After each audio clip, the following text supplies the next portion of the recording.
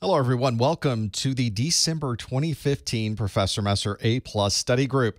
This is my monthly study group where I ask you questions and you give me the answers and we talk about it and see if we might learn something in between. I want to thank everybody for joining me. For those of you that watched the pre-show, I have about 15 minutes as I'm getting things started. And I'm trying to fix things on the website and send out tweets and make sure the emails are going out. And I have the chat room here helping me. If you are watching this on the YouTube side, you might want to consider going to professormesser.com/live and watching there, because I have a live event chat. That's the name of the room on my website where I'm watching the chat right now. And we've just been talking back and forth about all of the things going on. I want to welcome everybody to the week after Thanksgiving here in the United States.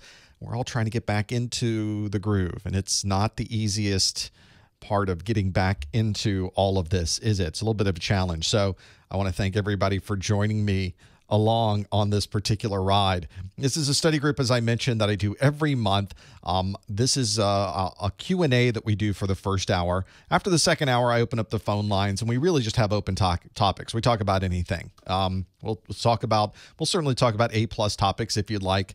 We'll talk about what games I've been trying to play this week as I try to take my mind off of all of the work that's going on with the 900 series exams, which we'll talk about in just a moment. Also, if you'd like to see all of the new A+ videos that are coming out, I put about 10 up this weekend, and there should be many, many more going up this week. You can subscribe to my YouTube channel at professormesser.com/YouTube. There's also a daily pop quiz question. One of the best ways to get that is on my Twitter feed at professormesser.com/Twitter. And, of course, don't forget about your 10% off vouchers. You can save 10% thanks to our friends at GTS Learning. They have provided a nice link that we could use to get 10% off of our CompTIA exams, any of our CompTIA exams. Doesn't even have to be the A+. It could be the Network Plus or the Security Plus even. Also, if you are someone who already has their A+ certification, you might also have your Network Plus or your Security Plus certification. This applies for you as well, and you're watching this either live or on the replay. You can earn continuing education units for this. So if you're looking to renew your A+ certification, you can get up to, let's make this colored so we can see it here. If I can do that. There we go. 4 CEUs for the A+. So if you're someone who's trying to get that update for your A+, you can watch 4 of my study groups and at least get 4 of those CEUs that you'll need. You'll certainly need more than that to renew your A+ certification, but that's something that you can do to make that happen. There is, of course, a lot of thanks I have to folks who have been watching my A+ certification series, and some of you have purchased it for offline use. I want to thank you as well. If you're interested in an offline version of this, you can go to professormesser.com/download A+. And I've not only got the videos with transcripts and closed captioning, I've got MP3 audio if you want to listen in the car. You can even buy the MP3 audio separately, in fact. If you just need the audio, it's right there on that same link. And I also have the slides available in a PDF format. So this is something that keeps everything going. So I want to thank everyone who has purchased the offline videos as well. Thank you so much. Also want to remind everyone that there's been quite a bit of change with the A+ exam. So actually, there's been zero change with the A+ exam. There's been a lot of news with the A+ exam. So there's quite a few things that have been going on.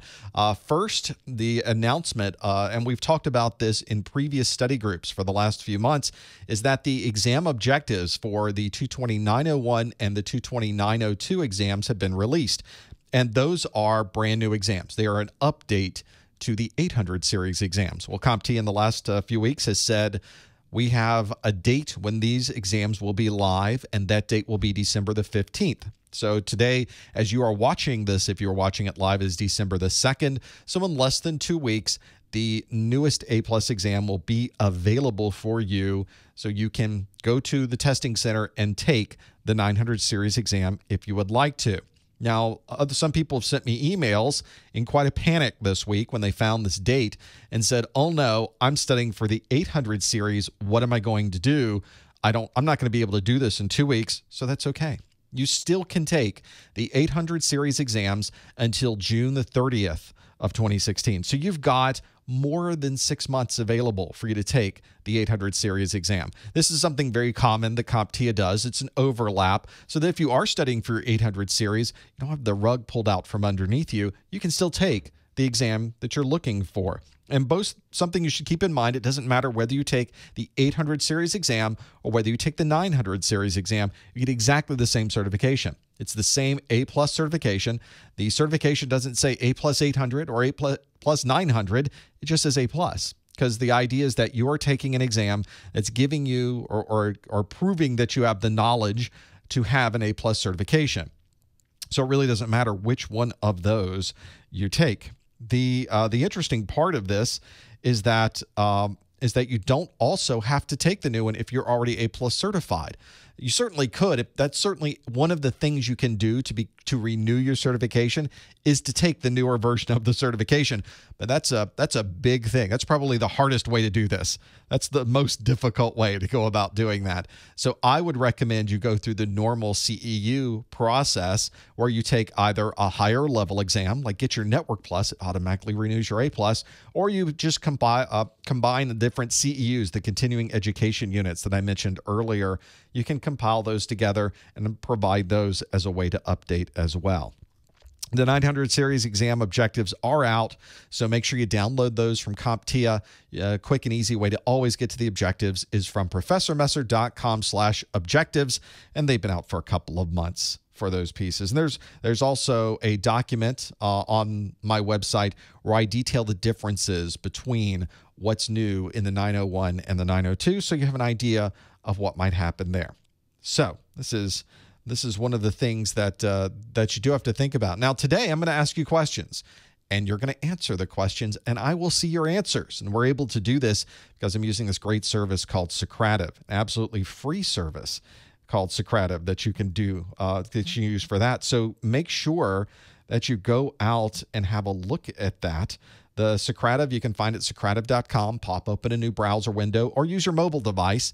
You can download a Socrative student app from the App Store, from Google Play, from the Windows Store, and have that running on your mobile device too. Once you're there, you go to the student login and you go to the room called Professor Messer. Make sure you spell it right. ProfessorMesser. That is important that you spell that properly. Otherwise, you won't see the questions that are waiting for you. You should see, in fact, if you go to do all that, you'll see these questions. And the first question is, how long have you been studying for your A+ exam? Fortunately, you can't get this one wrong. This is one you will absolutely always get right, which is always good too. So make sure that you have a look at that. Go to that room, and you can see some people are already answering. So 25% of you so far have said, well, this is something I've been doing for less than 3 months, 31%, 3 to 6 months. So a nice chunk of us are just getting started with this process. But others, like me, take a little bit longer to take your exam. So this is a good example of that. 6 to 9 months, 5%. More than 9 months, those are my people, 16%. Some of you already have your A+ certification. You may be watching this for continuing education credits. And for those of you that have sent me some over the last week, because of the holiday and the fact that I've needed to be more motivated, I've not sent you those certificates yet, those digital certifications. I will be sending them today. I'll be compiling them all up and doing that. So go to Socrative.com, go to the room name Professor Messer at ProfessorMesser, and you'll be able to answer these questions that we have here. The question you'll have is how long have you been studying? So this is a good way to test and see how well are we doing for this piece, being able to get that in there. So let's kind of jump into the A+ certification. The current version, of course, is the 801 and the 802. So a lot of the questions that come up is, should I wait to take my A+ certification? And now it's in an odd place. If you had asked me this a month ago, I would say definitely do not wait to get certified. There's too many upsides to this. But the 900 series isn't out quite yet. It comes out on December the 15th. And at that point, we need to make a decision. Really, at this point, that's only 2 weeks away. Do I start studying for the 800 series and try to get them all done by June? Certainly a feasible method of doing this. Or do I wait and learn the 900 series materials, which quite honestly are newer materials with newer content. You're going to be learning something that's a little more modern, if you will. In 3 years, so much changes in this industry. And so a lot of the content of the newer version is much more contemporary. So a lot of people like to learn the new things. One of the challenges, of course, is there's not a lot of new materials out for the 900 series yet. The books are just coming out, or if they're out yet, haven't quite seen any yet. My videos are now starting to be added to my website. So it's going to be a bit of time before you get the 900 series materials ramped up. That might work into your schedule or it might not, but it's something to think about as we go through these questions today. Speaking of questions, let's do some. I'm going to pop next on the Socrative side, and you're going to get a question that says, what security method is used to authenticate users on a Windows home group network? We were just talking about home group on the general chat before the website. It came up. Not this specific question, but we were kind of talking about different ways to connect to devices and doing that. Interestingly enough, I'm going to be doing questions today that will apply both to the 800 series and the 900 series exam. So it doesn't matter which one you're studying for this study group. All of these questions will apply to both. So this is a question that would you normally see on the 802 and a question that would apply to the 902 as well. And I have some examples, answers for you. Here's how you might answer. Would the answer be, it would use what security methods used to authenticate users on a Windows home group network, a local username and password for each user, Active Directory credentials, a single shared password for all devices in the local workgroup, a private and public key pair, or would it use multi-factor authentication? One of these is the right answer. And this isn't one of those questions either that would be best, because a Windows home group is only going to use one type of authentication to be able to get someone authenticated and logged into this network. So make sure that that you consider that when answering this. There's only going to be one question for you to consider in that particular case. So if you think you know the answer, don't mention it in the chat room and stop Googling it. You should go to Socrative.com to the student login and go to room name Professor Messer, and you can answer it. I'm going to sneak a peek at how we're doing for this one just to see. My goal with these questions, by the way, is to not make them trick questions. You really need to be very straightforward. There needs to be a very clear question, and there needs to be a very clear answer. So I strive for that when we're doing these. I'm also striving to make them difficult enough that we're getting 50% of you know the answer on these. So you can also see how I'm doing with my question writing process as we go through these and figuring out the piece. So let's see how we did with this first question right out of the gate. I see a number of you are looking at this one and trying to figure it out. If you don't know, don't Google it. Just take a guess. You're not losing anything here on the study group, and it's as if you're sitting right in front of the exam, and we need to answer it right away and see what the answer is. So let's see how we did. Well, it looks like we're split right down the middle. 52% of us said a local username and password for each user. Only 4% said Active Directory credentials. The other half or so, 42% said a single shared password for all devices in the local workgroup. Nobody said a private and public key pair. What? And then 2% said multi-factor authentication. So it's got to be A or C, right? Or is it B, D, or E? It could be one of these that none of us thought was correct, and that probably would not be the case at all. So let's talk about what a home group is and how it works. These home groups were something created in Windows 7. They were also included in Windows 8 and 8.1, which of course you are tested on with the 900 series exam. You won't see this in Windows Vista, and Windows Vista is also included in the 900 series exam. So you, of course, need to know the differences between those different editions. And this is a difference, obviously, between Vista, Windows 7, and Windows 8. And when we talk about Windows 8, if I say Windows 8, I'm really talking about Windows 8 and Windows 8.1. They are effectively the same version of Windows. So if I don't say 8.1, don't think about that. There is functionally no difference between Windows 8 and Windows 8.1. I know there are some differences. So the differences that are there are remarkably minor and do not apply to the things we'll be learning in the A+ certification. The idea is that you've got all of these computers at home.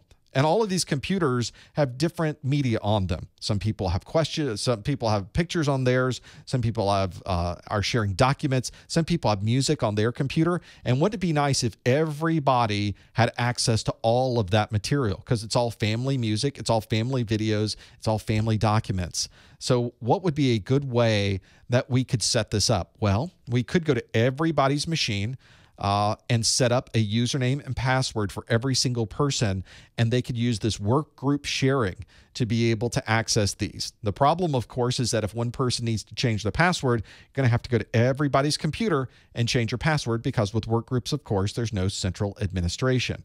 But of course, in your house, you can really trust all of the devices that are in your home. You know that it's your materials, it's your computers. Everything is behind a firewall. Your wireless router is firewalling as well. So why not set everything up in what Windows is calling, what Microsoft is calling a home group? This home group gives everyone access to this home group sharing area that's in your computer. You can see an example of this home group here. Well, we went a little bit too fast. You can think about that question as we're going through this. The piece that's here, if I hit the right button, there we go. I just wanted to highlight the struggles we have. You can see the setup for the home group here. What do we want to share? Pictures, videos, music, documents, and then we've got printers we can share as well. One of the things that's interesting about this is that it's so easy to get connected to a home group. When you create a home group, it has one master password, and that's it. There's no username. There's really this home group password, and it's this home group password that gives everybody access to share all of these devices together.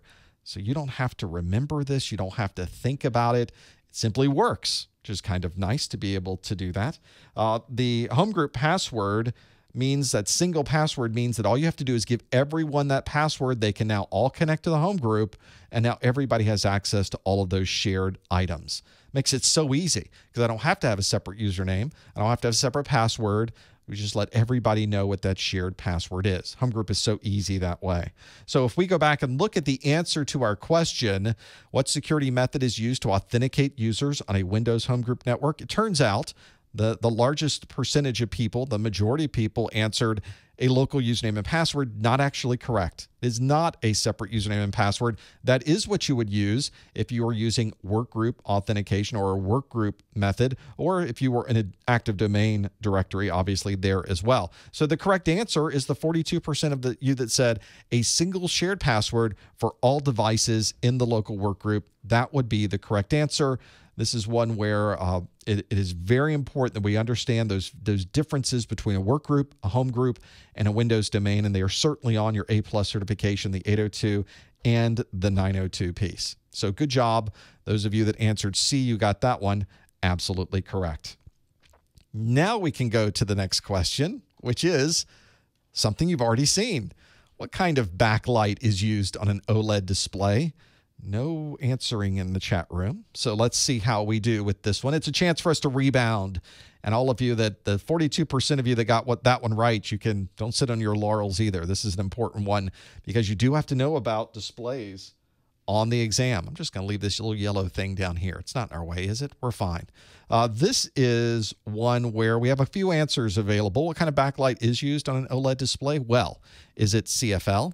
Is it incandescent? Is it LED? Or is it none of the above? So we've got at least 4 answers you to choose from. It's very common on the A+ certification. And this question does apply both to the 801 and the 901 exam. We have to know about these display types and all of the different types of displays and how they work and what they use for backlights and what they use to display the information and effectively give us an idea of how those things are operating. So if you think you know, don't answer in the chat room and don't Google it. Simply go to Socrative.com, go to the student login, go to the room name Professor Messer, make sure you read it for those pieces. So that would be good to have that there. This is one where you do have to remember all these things. If you don't work with them a lot, you may not even recall how these operate. Fortunately, we're seeing more OLED devices on the market. We're seeing actually fewer devices in certain segments and more in others. It's interesting how the display technologies change so quickly from year to year, so fast in having these operate. So let's see how we did with this one. Let's flip back over for the folks that have answered what kind of backlight is used on an OLED display. How do we do? Well, we're split again. None of us are quite certain with this one. 15% said CFL, only 2% said incandescent, so maybe it really isn't that one. 47% said LED, and then 35% said none of the above. Oh, that difficult none of the above. They always throw that in there, and that's a little bit of a challenge with this. Yes, just take a stab at it. Just throw a dart. Maybe don't throw a dart. That's a bad idea around computer equipment, but take a stab at it and see if you think you know. Let's see more about this OLED technology and what this is really about. OLED stands for Organic Light Emitting Diode. Now you can see why we call it OLED. I see somebody had to Google incandescent. Thank you. That made me smile. What's interesting about OLED is that there is this organic compound that's inside the display itself, and all that the device does is provide an electric current. I know you can't see that with my head there, but that says receiving an electric current with that piece. One nice thing about OLEDs is because there is no glass needed with this. They can be very thin. They can be very flexible because they are just this organic material. And because they're just organic material, there's no backlight. And that's why it's so easy to make these flexible. They can be very small. They can be very light because you don't have to have any type of backlight behind it shining through. When you provide the current, that organic material lights up and you're able to see it. And if you don't light up the organic material, it stays completely black. So you have a very nice contrast, and the blacks, and this is the challenge when you have a backlight, it shines through the blacker colors and makes them more gray, makes them less black. So it's really nice on the OLED. You have what they call a true black because you're not shining any light through it. So nice to be able to do that. Part of the problem with this organic material, however, is that it has a limited lifespan. So it can be a little bit of a limited lifespan when you compare it to something like an LED backlight, an LCD display with an LED backlight. We sort of call those LED displays these days generically. But it's up to you to remember, of course, when I say an LED display or when anybody says an LED display, they really mean an LCD display with an LED backlight. And I guess if we're comparing OLED, that really should say LCD, just to make things very clear to you on that particular screen. Well, something I can go back and fix. So the benefit of OLED, or one of the benefits, is that there's no backlight. So if we look at the answers we went through, what kind of backlight is used on OLED? Well, it's not the compact fluorescent, which is what we used on older laptops. Whenever we'd have those inverters and we have a fluorescent tube literally behind the screen, we don't see very many of those anymore, but you will run across those on legacy devices. You also see that there's incandescent. That's sort of the older light bulbs that we used to have. Clearly, that's not the right answer either. And it's not LED because there's no backlight. The answer indeed was D, none of the above. I kind of failed on that one. Only 34% of you said none of the above. And again, I'm trying to get at least 50% of you on board. So don't be swayed by this. I have some other questions coming up that will be much easier for you, I assure. The idea here, though, is you get to learn. And that is, I think, one of the benefits of what we're doing here is that I do have questions that are going to make you think, and if you get it wrong, you've learned something. So that's a good part about this. Don't feel that you're disappointed that you didn't get that one right. When you don't get something right, or I like to say when something breaks, that's when I really learn something. Because when it's working, I have no idea what's going on behind the scenes. But when it breaks, boy, I can really start getting into how this thing operates and how it works. Well, let's shift gears a little bit and move over to understanding command lines. Did I say it was going to be easier? Okay, I meant harder. I meant the same. Command lines, it gets easier. I trust you. Trust me with this. Which of these commands would show all of the active connections to your computer? Maybe this one's not so bad, actually. So there's a few commands that you can use to help troubleshoot. And of course, those are on your, in this particular case, the 802 exam. And this one is on the 901. So this is one of the places where the exams changed a little bit. I'm doing this off the top of my head, so you can check me and tell me if I'm wrong. But I do believe I know that all of the command lines on the 800 series are on the 802. But on the 900 series, the troubleshooting pieces are split between the exams. So now you have command lines that are on the 901 exam. So this may be one of those cases. So which of these commands would show the active connections to your computer? Your choices are traceroute, nbtstat, netstat, ipconfig, netview. One of these commands would show all of the active connections to your computer. Maybe you know what they are. No answering in the chat room. I'm sure you have an idea of what this one might be. This should be one you could just take a stab at if you're not sure, because that was one of those. Which one would it be? Go to Socrative, go to the Professor Messer room, and you will indeed make sure you do student login. And that room name is so important. If you're just joining us, make sure you spell those right, or you'll be in a room with nobody. It's like walking into the wrong classroom. Where'd everybody go?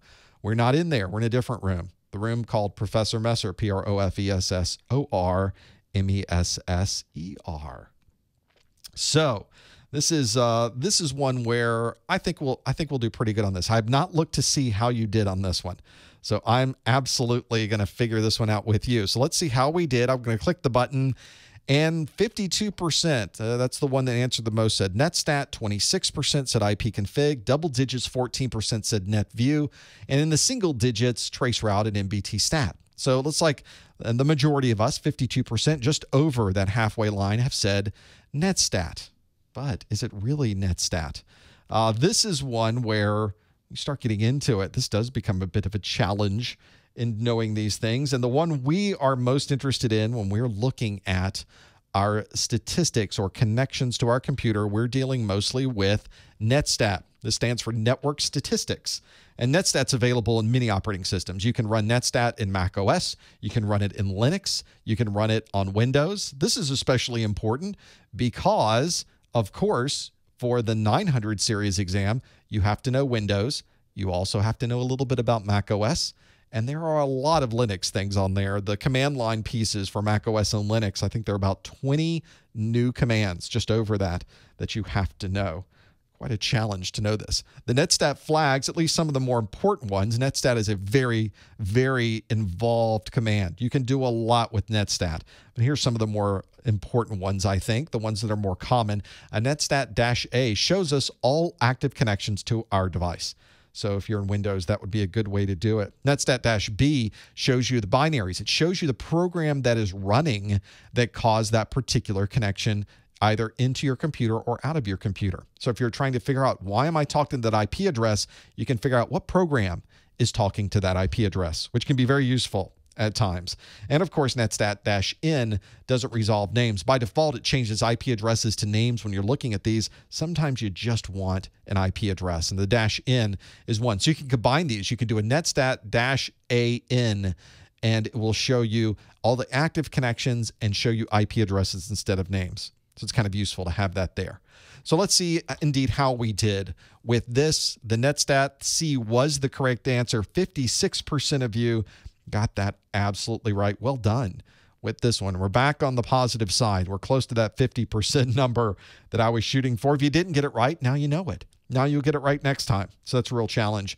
Working with these is making sure that you know where to go with these pieces. In the chat room, people are already saying, if you're running into problems with the command lines, you may want to consider looking at my course notes. My course notes are available both for the 800 series exam. There's an 800 series course notes. There are also course notes for the 900 series exam. All of these are available right now. They are $10 each for each exam. So $10 for the 801, $10 for the 802. And I've just taken all of the important things from my videos and I've put them into the course notes. So instead, you could, of course, make your own notes. This is something you can do yourself, of course, when you're watching my videos, and I certainly encourage you to make your own notes. But if you'd like something that is consolidated, everything is in a single place, you've got one place to go to find everything, this might be what you might want to consider doing. I'll show you some of the course notes that I have. I have them up on my screen right now. I'm trying to bring them up on my screen so you can see them as well. So I've got kind of a mix on my screen right now. I've got my 801 course notes over here and my 902 course notes over here. Similar format. You can see I've tried to put everything I can on these course notes so that you will have access to these materials. It's a really consolidated view, as you can see. It doesn't replace your book. It doesn't replace the videos. It doesn't replace the other things you're using. It's just a way that you can take all of this information, have it in one consolidated digital form that you can put on your laptop. You can put it on your mobile device. You can put it anywhere you'd like. You can print it out if you'd like, as long as you're only using it for personal use. This means you can have it everywhere you go. And if you're studying for the test, you know how important it is. You can be standing in line. That's a perfect opportunity to go through some of the command lines. You can pop open the PDF and have a look at those things as well. Very useful to have that, I think, to have that on my piece. So I think you should absolutely go through that piece and know those too. There are only, of course, a certain number of things you need to worry about on the command. So on the test. So make sure you go through the exam objectives. You look through things like your notes or my course notes and know all of these so that you can be ready when you're walking in to take your exam. You can find out more information about my course notes. The 800 series is at professormesser.com/A+CN. And I just put out my 900 series. The best way to get to those is either from the homepage of my website or underneath the pull-down menu for the A+ course is also a link to both my 900 series videos and my 900 series course notes as well. You don't need both of them. You only need the course notes for the exam that you plan to take. That's very important when you're looking at study materials. If you're planning to take the 801 and 802, make sure all of your study materials say 220-801 and 220-802. Don't study the 802, 801, 802 materials and go take the 900 series exam. You won't do very well. Make sure that everything matches the exam that you plan to take. That's very important. Someone sent me an email about that today. And I've got the 800 series course notes. I'm going to take the 800 series exam, but I'd like the 900 series course notes. I said, no, you don't want to do that. You'll be studying completely the wrong thing.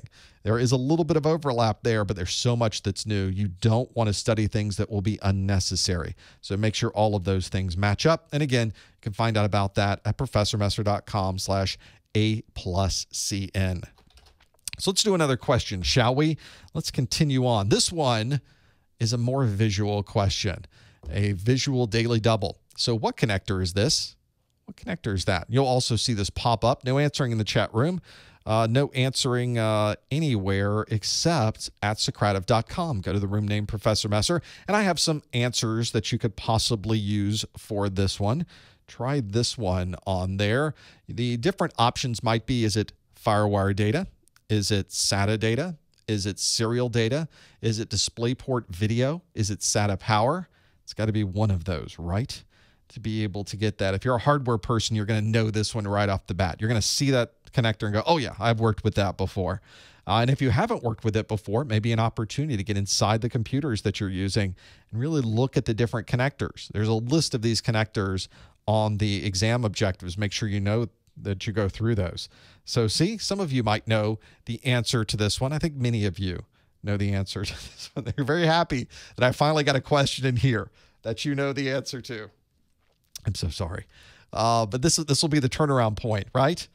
This is one of those things. There is kind of a mix there. The 900 series and 800 series exams, the 801, 901 tends to focus more on hardware. There's certainly networking and other things in there as well, but it really focuses a lot on the hardware side. But the 900 series has a similar thing. This hardware is in the first exam. The second exam, the 802 and the 902, tend to be more operating system focused, but of course there's security and other things on there as well. So it's not a pure software or pure hardware mix. There's a little bit in that. So make sure you know what those differences are. So let's see how we did with this one. Let's go through the different answers. I got a number of you that have answered already. And it looks like 69% of you said SATA power, 28% of you said SATA data. Nobody said FireWire data. Nobody said, or 2% said serial data, and 1% said DisplayPort video. So we're sort of mixed. Could it go either way on this one? Man, it could go either way on this one. Certainly, there's a possibility. So let's look to see what this connector is. And if I think the one that is the majority really came off right on this one. It is indeed SATA power. SATA power has a 15-pin connector. That is the connector that you see right here. It's got a little L at the end of it, a little notch up, so you don't plug it in the wrong way, upside down. It can only go in one particular way. You can see that notch on the power connector of the drive itself. Notice the power connector is much bigger than the connector for the data, because it's a serial connection. You save so much room when you don't have to have all those little pins that we used to have with PATA, which was a parallel connection. The SATA connection is just this tiny little data connection, what a difference in those two sizes between the power and the data that's on there. The power carries the 3 voltages that you would expect to see on a computing device. So the positive 3.3 volt, positive 5 volt, positive 12 volt wires, those plus side wires are the 3 DC voltages you would expect to see inside of the computer case. It's interesting that it carries the 3.3 volt because most drives don't even use that these days, but it's still there because there were some legacy devices that absolutely do. And they certainly could on the exam, as Casey's asking in the chat room, they can ask you about voltages. You need to understand these connectors and what's being carried on these connectors and how to recognize them. And they might ask you what connector connecting to a storage device is going to carry 3.3 volts, 5 volts, and 12 volts. And you may have to know the answer to that one. So they may reverse it on you to be able to know what that one happened to be. So let's go back and see how we did again on this one with the SATA power. You can see that the 28% of you were close. It was SATA, but it wasn't data.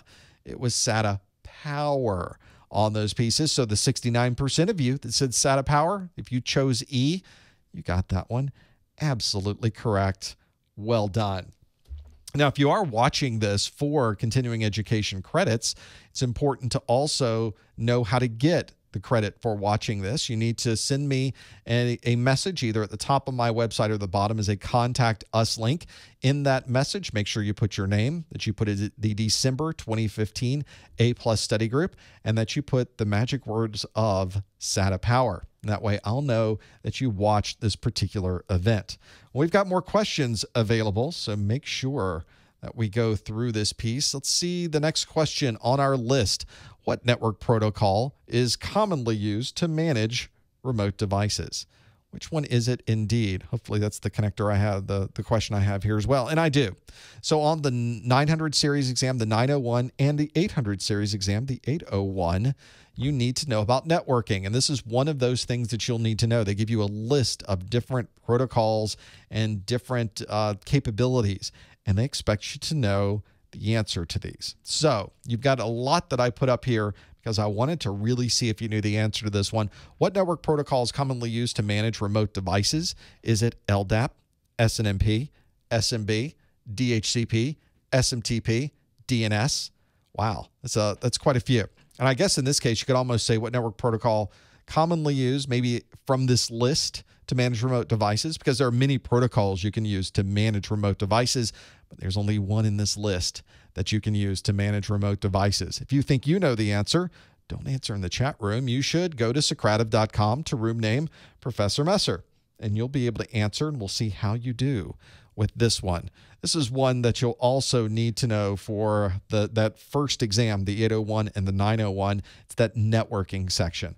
So if you're not too strong on the networking side, make sure you spend some time understanding the protocols, maybe work with some of the ways to really do some hands-on with some of these. Because when you start using them, they become really solidified in your mind. You don't have to worry that. Yeah, and you may want to narrow it down. You may want to say, well, it's definitely not that. Well, it could be that one. So maybe you get it down to 2 or 3. You can at least take a guess at what you think it might be for those pieces. Make sure you go through that and know those and be able to work with those and have it available. This is a question that is all about networking. So make sure you spend time going through those pieces and understanding them. And this is one you will absolutely need to know for the exam. So yeah, take a guess. We'll see how we did. In fact, let's see how we did with this one. Let's pop back over to these questions and see how do we do with these particular options. Is it LDAP, SNMP, SMB, DHCP, SMTP, DNS? Final answer, and how do we do? Well, we're all over the place. This is all over the place. But we have, let's go to the top. So the 37% of you, not a majority, but the largest number that have answered have said SNMP.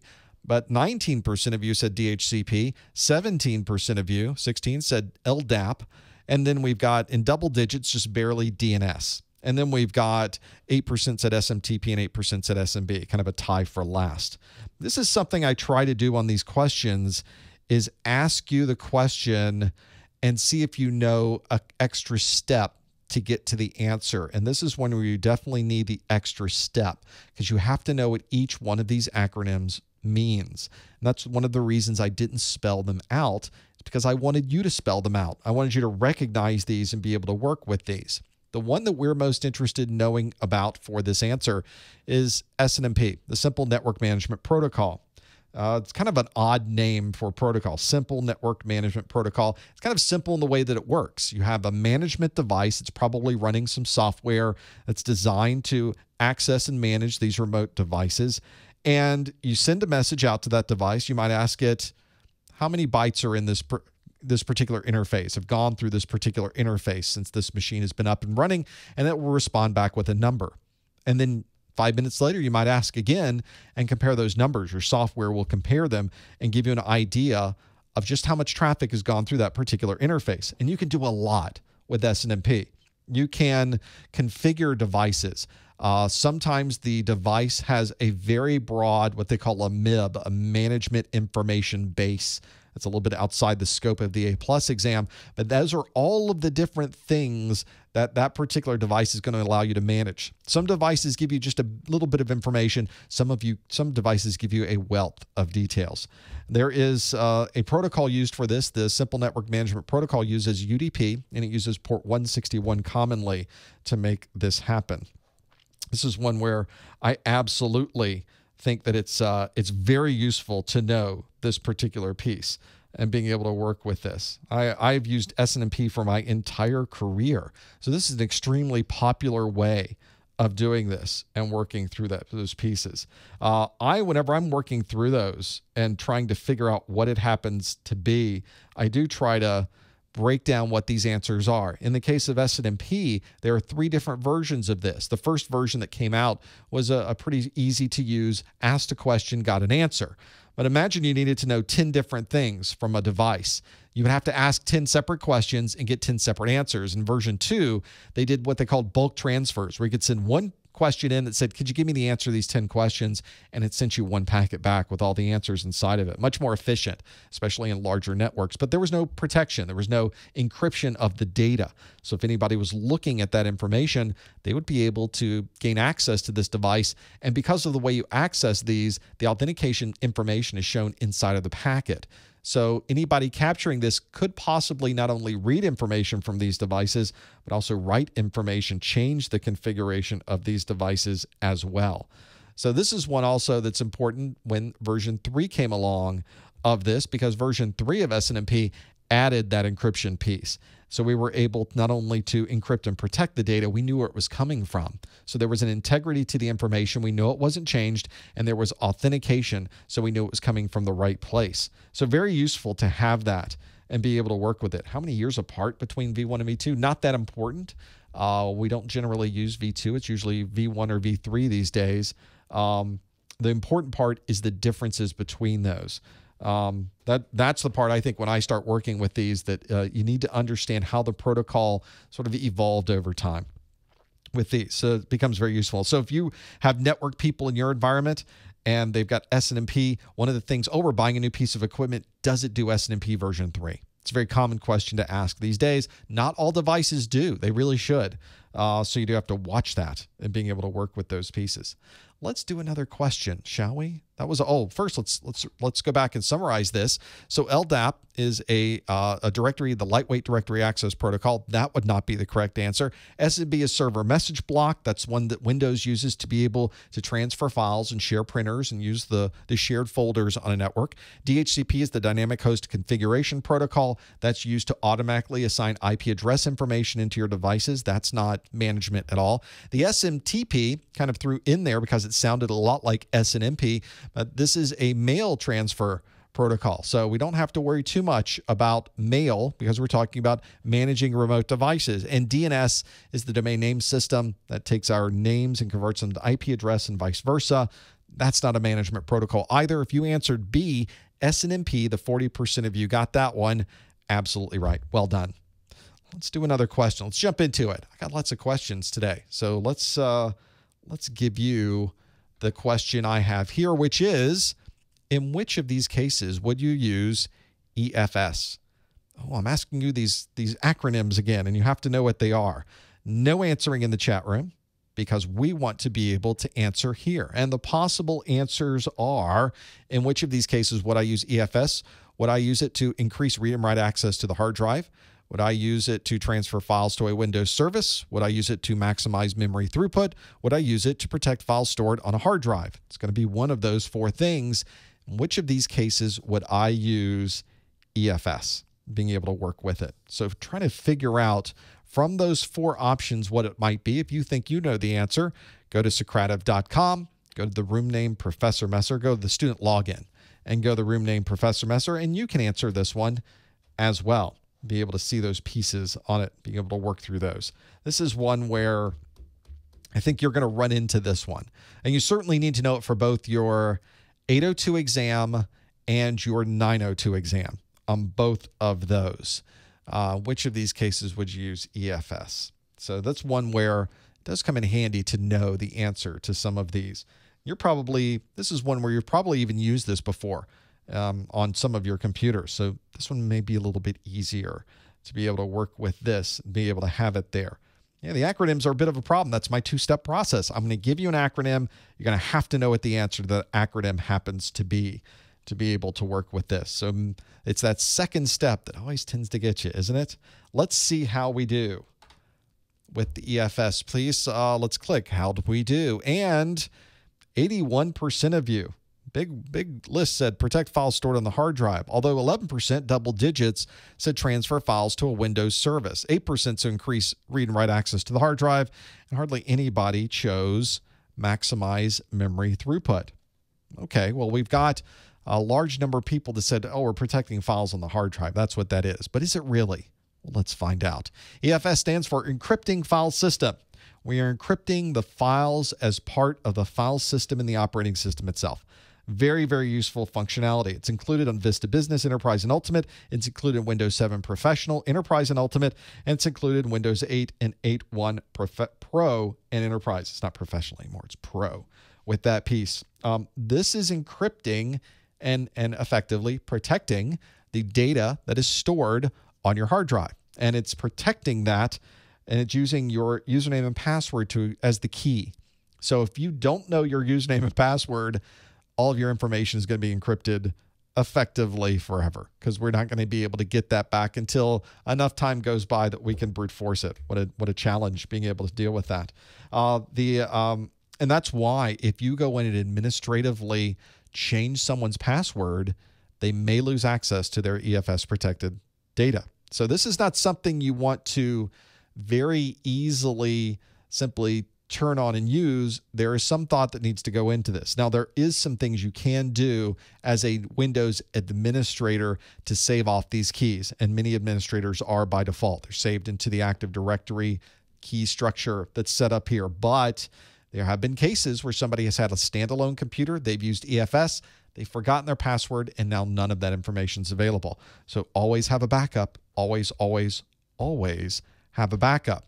EFS doesn't prevent malware. It doesn't defeat ransomware. It doesn't defeat any type of security vulnerability. It's just a way to store information on the drive. Now, if somebody got hold of your laptop or your computer and they got a hold of your hard drive, but they didn't have your username and password, they would not be able to decrypt these files. So that's what's really protecting you against being able to do that.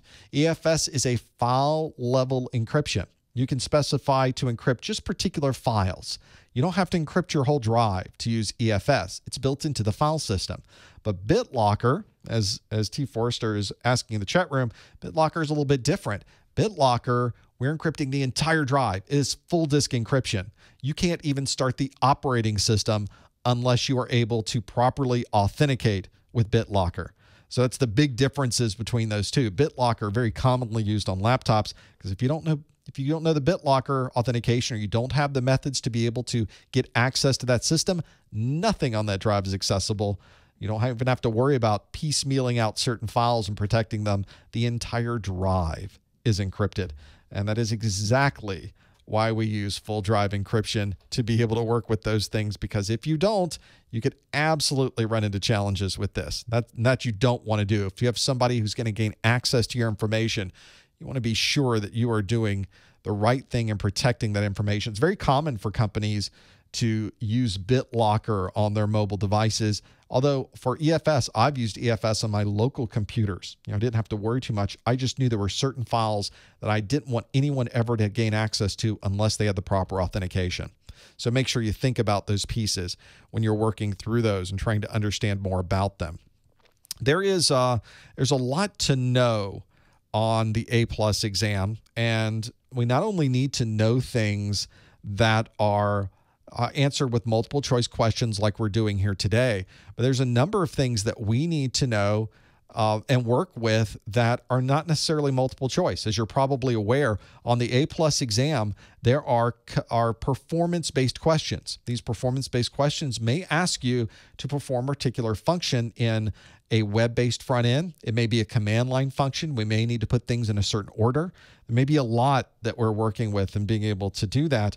Fortunately, GTS Learning has these great live labs that you can work with. These live labs are designed to give you hands-on access to these operating systems, to Windows Vista, to Windows 7, to Windows 8, to be able to work with them. These live labs are available over the web. You don't need a special software. You don't need anything extra on your computer. You don't need to set up virtual machines. You don't need operating system licenses. It's all available for you to use right over the web. And I've got their live labs running on my computer right now. As a matter of fact, I'm logged into their Installing Windows and Fedora Linux Workstation module. All the labs are listed right on the screen. I could even pop these out as a separate screen if you're tight on real estate like we are right here. And I'm logged into the Windows Domain Controller. Now, I've also got other devices that I can work with. These are the machines on this side. Here's a Windows server that I can also use for this set of labs that I'm working with. And you can see there's a Windows 8, an 8.1, and a Windows 7 device that is booting up right now. There's the Windows 8 device that just got booted up, and now I'm in Windows 8. So I've got all these operating systems. I can easily click and move across all of them. They've got labs set up. Task 1, perform this. Task 2, perform this. Task 3, perform this. So if you're trying to figure out, do I have enough hands-on to be ready for these A+ exams, this may be something you may want to consider. The live labs are available at GTS Learning's website. You can get there, and I recommend you do this. Go to professormesser.com/live labs, and you get a discounted price just by following that link. So the live labs are available. I think it's $99 a year. The ones that I know are out there currently are for the 802 exam, although I noticed they've added the Linux and the Windows 8.1, so it looks like they're updating it also for the 900 series as well. Make sure you have a look at that, and you might want to try it for free. They give you 1 hour. You can log in for an entire hour and try as many labs as you'd like. And you can decide, is this something that works for me or not? See what you think. Go to professormesser.com/live labs, and you'll be able to try that yourself. And I want to thank the folks at GTS Learning also for their sponsorship of this. We could definitely not do this without their help. Thank you so much. There is a lot more questions to go through. I want to get a few more in. Why is twisted pair cabling twisted? Why is it twisted? That is a good question. Is it because it helps to reject interference? It adds strength to the cable? It extends the life of the cable? It supports larger packet sizes? Or it's easier to install? One of these reasons would be why I have people going both ways on that printer question. A lot of people say, yeah, all printers. Other people say, oh, no, we're not doing that. That is not what I want to do. So maybe we will. Maybe we'll mix it up a little bit. It'll be all printer and all, what's another bad topic? Just all printer and all acronyms. In fact, it'll be all printer acronyms. There we go. We've already come up with what the next one might be. So for this one, if you think you know what the answer is, make sure you go to here and figure out these pieces. Let's figure out one of these. If you think you know the answer, go to Socrative.com. Go to the Professor Messer room by clicking Student Login and typing PROFESSORMESSER. 8 hours of printer questions. Oh, you folks are in trouble if I start thinking about doing that. You don't want to do that. That'd be a thing, wouldn't it? Let's see if we can work through these. You guys, I think you guys know this one. I think a lot of you know this one. So it's a good one to end the hour on, I think, to be able to know, why is twisted pair cabling twisted? This is unfortunately not a two-step question, but it's one that you'd have to think about why this is there. It's not about love. It's tough love is what it is, Lynn. It's tough love. Let's see how we did with this one. Why is twisted pair cabling? Well, 86% of you said it helps to reject interference. 10% of you said it adds strength to the cable. And indeed it might, but that's not really why it's twisted. 3% of you said supports a larger packet size. Nope, that's not why. 2% said extends the life of the cable. Nope. And 1% said easier to install. I think we can call it at this point, can't we?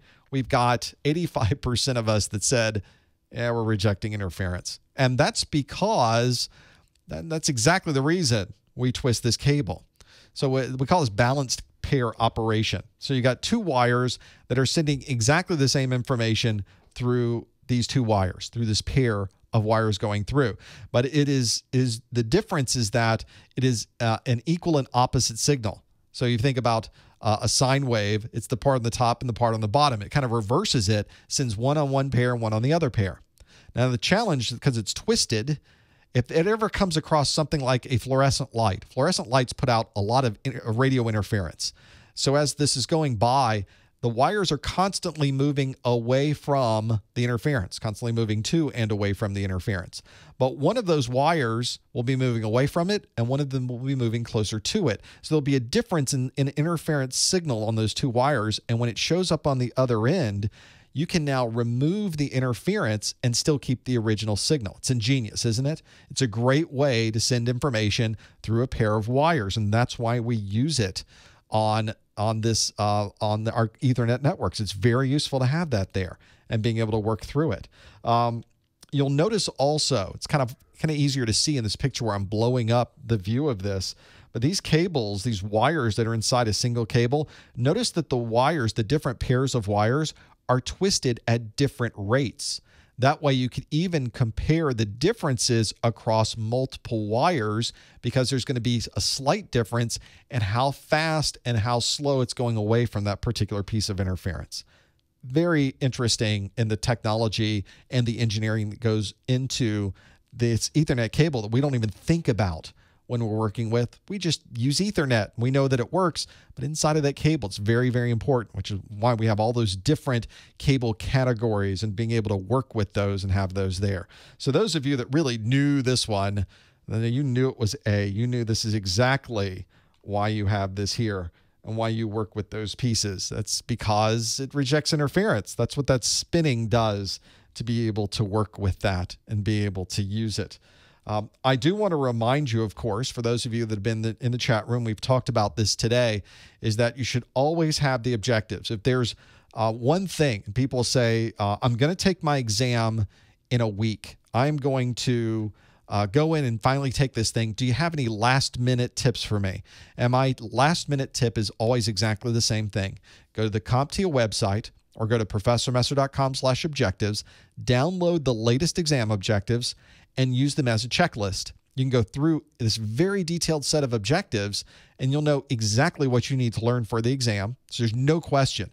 A word-for-word breakdown, a very detailed breakdown of exactly what you need to know. And if you know everything that's listed in these very detailed objectives, you'll pass your exam. It is that simple.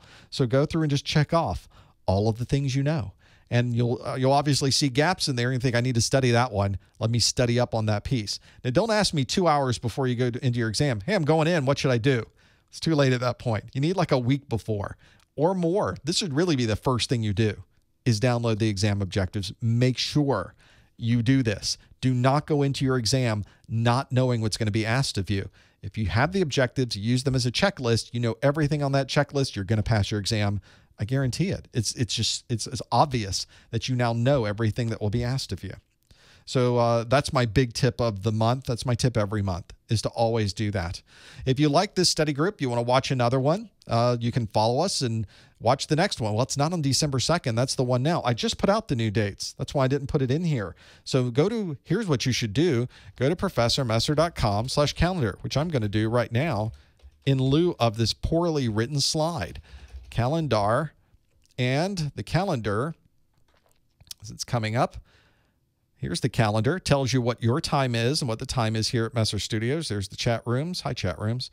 And here in December, we've got December 2nd is where we are right now. I've got my Network Plus study group next week, the Security Plus study group a week after that. And then January 6th, we have another A Plus study group. And of course, the week after that is Network Plus and Security Plus. We do one of those every month. So tune in next time for the one that's going to be on January the 6th. And perhaps I'll have my slides set up properly to properly represent that.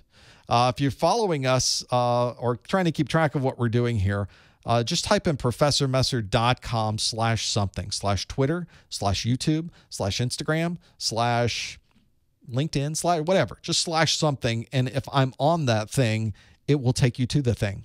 See how simple that is? Don't forget my course notes, the 800 series course notes you can find at professormesser.com/A+CN, APLUSCN, or you just go to the front of my website. I've got links right on the front that take you to the course notes, whether it's the 800 or the 900 series. I want to thank GTS Learning again for their live labs. They're giving us an hour for free and a discounted price. You can't beat that at professormesser.com/live labs. And of course, don't forget the calendar, because I, of course, have that here. If you are here in the chat, you're watching this live, you may want to stick around, because I have the after show where we just open up everything and talk about the details. Make sure you go through those pieces to know that that you may want to stick around and see what we have to say. Sometimes it's all about A+. Sometimes we go in another direction. You won't know until you find out. And I want to thank all of you for attending. We would not be able to do these study groups without you. I want to thank you so much for joining us. We'll see you next month on the A+ study group. Thanks, everyone.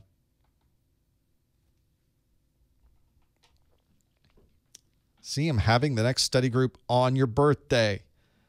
I planned it exactly like that. It's exactly what I did. Yeah, you did miss the secret word. You're going to have to go back and listen to be able to know what the secret word is to get continuing education unit credits. I like to mix that up, so it's at a different time every time we do this. So that's the whole point, of course, is to know that piece, to be able to work through it. Let's get the phone lines going on this. I know I have some phone lines somewhere. Let's create a show and host a show and start a show. Is this your show? All right, let's call into the show. I call into the show so that you can then call into the show. So I've got Skype here. Get this going here with this piece. Beep. Well, you're welcome for me calling that. Please enter your show number and press pound. Press that pound sign. There we go. Enter your 6 digits. I will do that. And let's see if that's Welcome. it. Welcome. So thank you, computer, for this piece that I have here. So if you would like to send me a note, you can, of course, in the chat room, ask any question you would like in the chat room to be able to do that. I've also got a phone number if you wanted to call, either in Skype for absolutely free or really anywhere in the continental U.S. or around the world on Skype for free, is 855-785-RJ45. That's 855-785-7545. And you can go through that piece as well. So I've got some things that have come up this week in the chat room. One that I wanted to bring up that just, it seemed pretty important, because this is something I've often see and I really don't talk enough about. And let me bring up my list of topics on my piece that I have here. It was all about power. So this is something that a little bit disconcerting, and I of course run into this quite a bit, is that people talk about static electricity and grounding. And I wanted to make a very important point with this, because they were reading on a website somewhere, what an awful thing to read, that the most important thing about preventing electrostatic discharge is that you keep your computer plugged into the wall, so that if you are going to ground yourself, that the grounding process would go through the ground wire of your computer into the grounding of your building and eventually into the ground, the electrical ground rod that is outside of your building. What an awful, absolute, horrible idea. Never, never, never work inside of your computer where it is plugged into a power source. Never, never, never. I don't care what you read online that says this is the way you should do it. In fact, I've seen grounding rods, grounding straps that plug into the wall outlet, but only have the ground plug there. And you plug into the wall outlet. Do not do this. Just me saying it should trigger something in your mind that says, that's an awful idea. Why would I ever put myself directly connected to a power source with nothing in between to protect me? That is never do this. There is a difference between creating an electrical ground that is going to take power and redirect it safely away from you, which is what an electrical ground is. And there's a difference between grounding yourself to the chassis of a computer to prevent electrostatic discharge, which is not an electrical ground as much as it is you are equalizing the electrical potential between yourself and the materials that you're working on. So you wouldn't pet a cat when you're working on your computer. So don't connect to a power source either. Don't do that ever, ever, ever. That is just as other people are saying in the chat room. Yeah, I've seen that. It's on websites that you should be on electrical ground. No, never connect yourself to an electrical system where there's nothing between you and that electricity. Never, never, never. Just an absolutely ridiculous statement. And if you ever see a website telling you to do that, send them a note and saying you could potentially kill somebody by doing this. Now, there are places, if you look at industrial power systems, industrial machinery, some of these pieces of machinery can create static electricity, a lot of static electricity. When you are working with power, like at a power facility, if you are an organization that makes power, so you're a power company, you might have a lot of equipment that is outside, and in the atmosphere, there may be a lot of static electricity that builds up on this equipment. In those cases, they have an actual earth ground, a copper cable that goes down and goes into a copper rod that's in the ground. That's the way they get rid of this massive amount of static electricity on these devices and keep all of that from jumping around and creating electrostatic discharge. You're working inside of a computer. It's not a big industrial system. It's not a big machine that's making power. We're talking about simply preventing a static discharge, a static snap, a little static discharge that you would hit when you touch a metal piece like a doorknob. That's what we're trying to prevent. So by touching a piece of metal that you're going to be working on, you're now, all of those electrons and all of those that are positively and negatively charged are going to even themselves out, because that's what power likes to do. It likes to even itself out. And when you do that, now everybody's even. So everything you're working on that system is now evened out, and you're not going to have any static discharges because now everything is already equalized. That's what you're trying to do, is just equalize everything. You don't have to be plugged into a ground. You don't have to connect yourself. In fact, don't connect yourself to the ground that's associated with your electrical ground. Think about this. What if there was a piece of equipment that had a short and suddenly it needed to discharge all that electricity and it was grounded properly? It's going to send all of that electricity into your grounding system. Now, what if you're connected to that grounding system at exactly the same time that happens? We can start to see the idiocy of this entire scenario. Never, ever work inside of a computer where you are connected to anything associated with the electrical ground system of your particular building. Just a horrible, horrible idea in being able to work with that. Yeah, you don't see this anymore. I guess a lot of people should say this. It was mentioned by user guest in the website about CRTs, about these cathode ray tubes. If you remember back in the day, we had these big cathode ray tubes. We had these big tube-based televisions and tube-based computer monitors. You don't see them much anymore. There are some older systems. You'll run across in an old data center that they've got one stuck up there that's just been running forever, and there's no reason to swap it out. It works. It's right there. But if you ever open it up to work inside of it, those will store up a lot of power in the capacitors in that device. So you have to make sure that if you're working in a CRT, my rule of thumb is don't work on a CRT But if you ever open it up, make sure you know how to discharge that capacitor, because if you don't, you will get a nice jolt as well. As if you were plugged into the wall, you potentially deadly jolt. So make sure that you know what you're doing when working inside a CRT. We don't have to worry about that much anymore. But I think because we don't worry about it much anymore, we don't say it much anymore, and we don't know about it anymore. So it's kind of worth talking about. And it's very easy. You work inside, you get a little insulated screwdriver. There are some devices made to this. Just snap, just makes a little pop noise, and everything is evened out. It gets rid of all the power that's inside of it. And that is what they have CRT techs for. People that are designed to work. No, actually, there aren't very many CRT techs anymore, but techs who know about CRTs. That would be a good way to do that and being able to work with them. So one good reason to be able to do that. Let's go to the phone lines. We got the 202 area code. Are you there, caller? What's your name? Dennis Toy Jr. Hey, how are you? What can we do for you today? Yes, I want to know about the 902, the 901 and 902. Oh, yes, a popular question. Anything specific you want to know about the 901 and 902?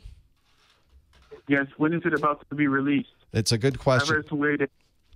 This is the question of the month, isn't it? So, in fact, I know you can't see this, but maybe you can watch the stream. You'll be a few seconds behind. But I will show you.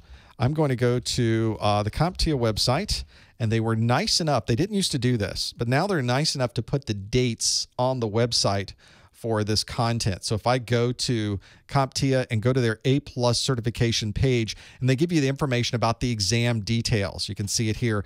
And they've broken out both the 801 and the 901 exam details here. Notice they used to have this separate code for the CompTIA Academy partners, the JK0801 and the JK0802. They now finally got rid of all that, thankfully. So now it's just the 901 and the 902. The launch date for the 801 was December 2012.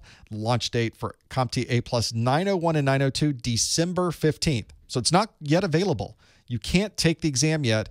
On December the 15th, they will make that available. So if that happens on December 15th, what happens to the 801? Well, if we scroll down a little more, I don't know why I have to scroll down for this, but the retirement for the 801 for the English language exam is June the 30th. So if you're planning to take the 800 series, you still have 6 months plus, almost 7 months to take the A+ exam on the 800 series. If you're in a different country and you're taking a non-English version of the exam, you actually have more than a year. December 31st, 2016 is the retirement. And there's no retirement date yet set for the 900 series because it's brand new. It's about 3 years after they launch it. So you still have time to take either one of those. Does that help? Does that make sense? Yes. No, I'm taking the 802. Yeah, you'll be good. As long as you can get through it by June the 30th, you're fine. And you get exactly the same certification as the 901, and I think it's a little bit easier exam myself. So I would think you're on the right track.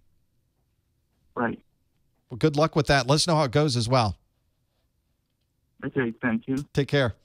There is whenever you get in this mode where there's a difference in the two different versions of the exam, it's a very common thing to run into where you're working through those pieces. Let's go to this would be 408 area code. Are you there, caller? Hi, Professor Messer. Hi. This is Steve. Hey, Steve. Thanks for calling. What can we do for you? Well, I want to thank you, along with everybody else, for all of the great work you've done, and the videos are amazing, and I have your course notes, and they've been really helpful. Oh, great. Thank you. And preparing me to take my test this afternoon. Oh. So I have a couple of hours in between the study group and the test for some final cramming. How'd you do on the questions today? And, good. Okay, good. I missed one. Oh, so you're ready to go then. Okay, that's great. Yeah. Yeah, so I'm taking my 801, and I even got some of the 802s right. So I think I'm doing pretty good. Fantastic. What can we do for you today? The question I have has to do with, let me get back to it here. I had it written down. I'm at a loss for words here. It's got to be there somewhere, right? Yeah, no, it's for the subnet mask, Class B. I'm looking at your notes right now. Yes. And if I look at the private IP addresses, private Class B IP addresses. Yes. The subnet mask for a Class B private IP address is 255.240. It's kind of weird. Yes. That's a valid subnet mask. But I can't figure out why. I've actually seen some test questions where it asked if 255.255.64 right. .0 Right. And they asked, is this a valid, I'm sorry, I'm just a little bit nervous. You sound like a man who's ready to take his exams. You sound like me before I go ready to take my exams, quite honestly, Steve. I'm on fire, I tell you. I just got to get this done. So, and I couldn't figure out why, when I answered true, this is a valid subnet address. Of course, I got it wrong, and I couldn't figure out why. Well, one of the things that it's sort of a good answer and a bad answer for you, and it's kind of weird how CompTIA does this, is that they give you kind of a broad top layer of IP addressing on the A+ exam, and they really don't get into the whys until you get into the Network Plus exam. So you're left with all of these weird numbers that say Class A, B, and C, and it's all these 255.255, or in the case of this RFC 1918 private address, where you've got 172.16.0.0/12. The /12 actually, if you were to calculate out 12 bits of a subnet mask, it turns out to be 255.240.0.0. But they don't really go into the calculations of that, which ultimately make everything so solidified in your mind as to, that's why it has that particular number associated with it. And I think the reason they don't is because once you get into that, you kind of have to keep going all the way to do the actual subnetting process. And for the A+ exam, you don't have to know about how to subnet an IP address in IP version 4. You just have to know kind of the higher level view of IP version 4 and what the different classes are and what the address ranges are for the private addresses. And they don't expect you. I think somebody asking you, is this a valid subnet? Maybe they're asking as it applies to a private address range. They could ask you, what is the default subnet mask for the IP address, private address range 172.16.0.0 through 172.31.255.255. I guess you would have to know the subnet mask for that. But you don't have to go any farther than that. So don't wrap yourself around the axle too much with that one, because you won't have to know much more than that. And quite honestly, if you're going in to take your exams now, don't worry about that. Worry about all of the other things, because you might get one question about subnetting. You could possibly get 2. That would be surprising. You might get 0. So it's not a huge part of the exam. You'd be better off spending your time memorizing those other things that you need to memorize instead of trying now to decipher IP subnetting before you walk into the exam, if that makes sense.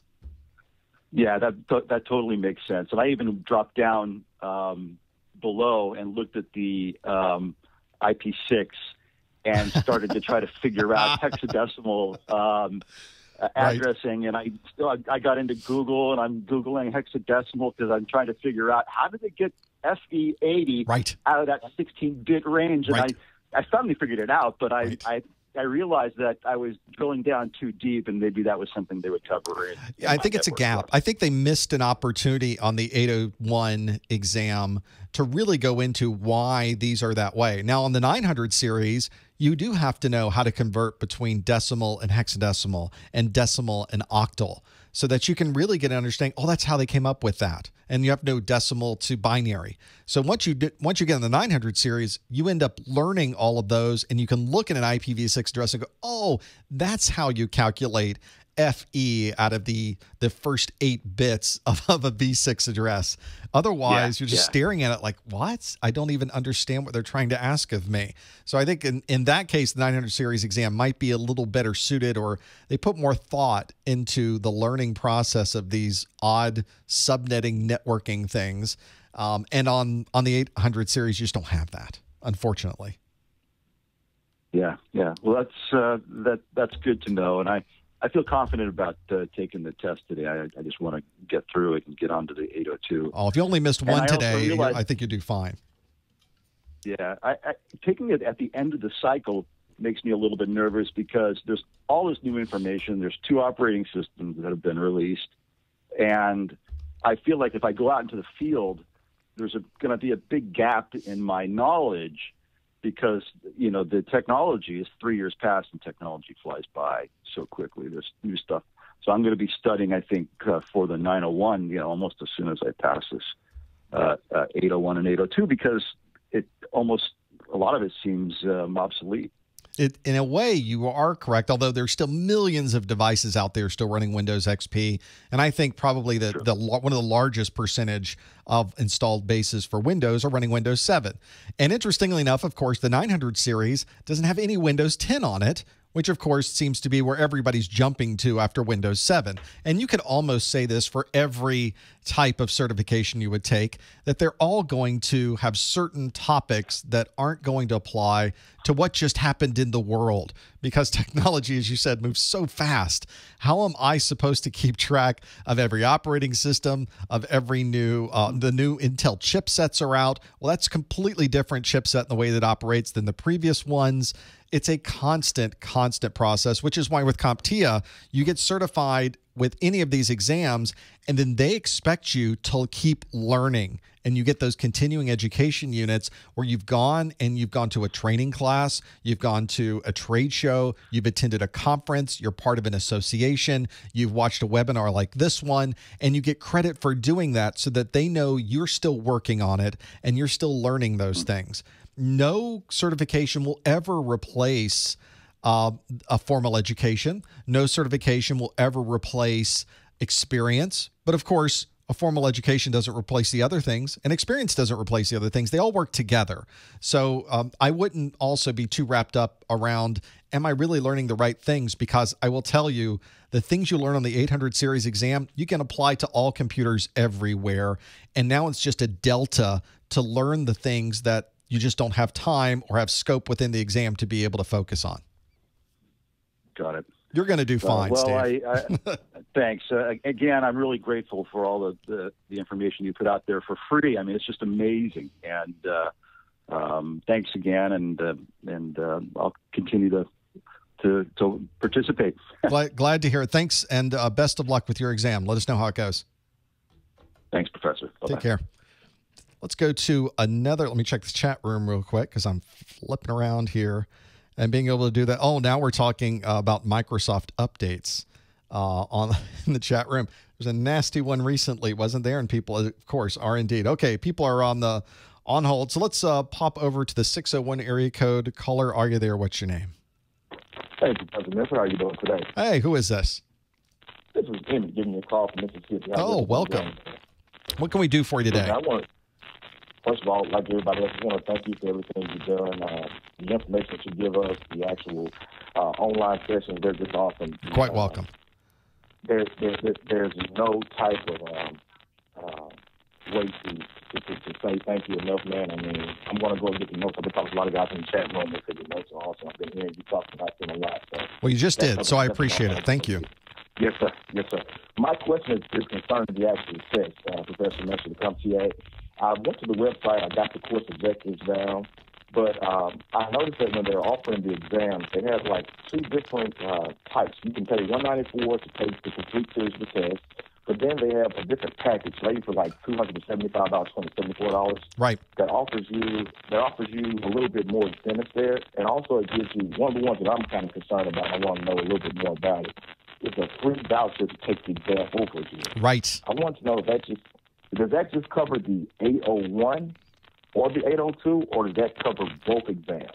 Well, that's a good question. I don't sell. I'm going to turn you down a bit because it's a little scratchy on your side. The question for those of you listening, if you go to the CompTIA website, you can buy just a single exam voucher, and that's one of the things that makes that you need to be able to schedule the exam. It's an easy way to do it as well, because you can just get the voucher and then hand that over to Prometric, not Prometrics, now Pearson VUE, and schedule your exam.